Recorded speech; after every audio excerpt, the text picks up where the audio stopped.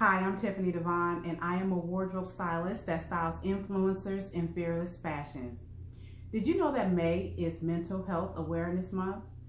Yep, it sure is, which is why we're going to have a conversation today about mental health. There is nowhere that you can go where they are not having the conversation about mental health. Your employer is having the conversation, church is having the conversation, schools are having the conversation. We're all having the conversation about mental health. But I will tell you from my own journey that you cannot talk about mental health without addressing your emotional health. So for those of you that are not familiar with my story, in 2012, I had a mental meltdown at my job, and it was so traumatic that my place of employment called the police, and they handcuffed me, put me in the back of the police car, and admitted me to psychiatric care. You talk about embarrassing. I was humiliated. And I told myself, I am never going back to that job. Right, yeah, right. I went back. But what that season taught me is that I needed to get over the notion of being over consumed about what people thought about me. So over the next 7 years of my life, I would go on this journey of counseling. I did the work, I prayed, I went to church, I did everything that I could to bring myself to a place of wholeness. And about a year or so ago, I did an interview with a panel of ladies, and they were really shocked about my story. They said, "We can't believe that this happened to you because you look so put together. You know, how can we know if someone is struggling mentally if they look put together, if they look polished?" And I said, well, it's about paying attention. It's about listening. A lot of times we're not listening to people. And so what I really wanted to discuss here too is this book here called Emotional Intelligence. It's by Travis Bradberry and Jean Graves. And emotional intelligence is for everyone. It doesn't matter if you're a stay-at-home mom to the CEO.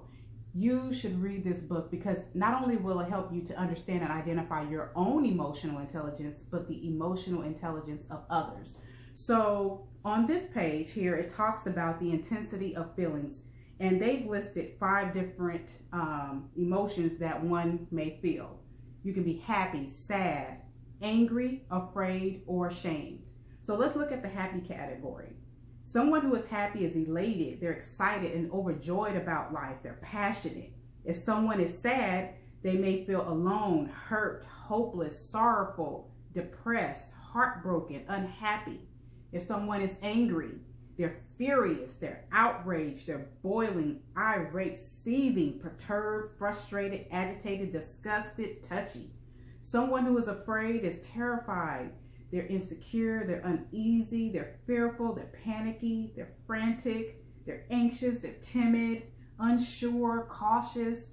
If you're someone that's ashamed, this is someone who's sorrowful, worthless, they feel disgraced, mortified, they're apologetic, they may be sneaky, guilty, embarrassed, regretful, uncomfortable. Those 5 things that I just listed here from this book, if you would begin to pay attention to someone around you, they're typically going to use words that are associated with what I just read off here in this book. This is how you can detect where somebody is at emotionally. So remember, your emotions are attached to your mental health. They affect everything that you do. So if someone were paying attention to me at that time, I was a person, I was very sarcastic, but people laughed it off because I could typically put it in a way that was very comical and witty. So people were just like, haha, that's her. But I was really, really seething and angry. I was angry at life. I was angry at where I had, ended up in life. And so I wanted to have this discussion with you just to kind of give you a heads up to start really paying attention. Maybe it's you. Maybe you're the person that is not in a not so great place, but you first have to admit that there is a problem in order to get fixed or to get, work through a solution. So I hope that this really helps you today. This is just the first of many videos that I will be sharing. I will be diving a little deeper because this is Mental Health Awareness Month. And so I thank you so much. Thank you for your time, for watching. You know what to do.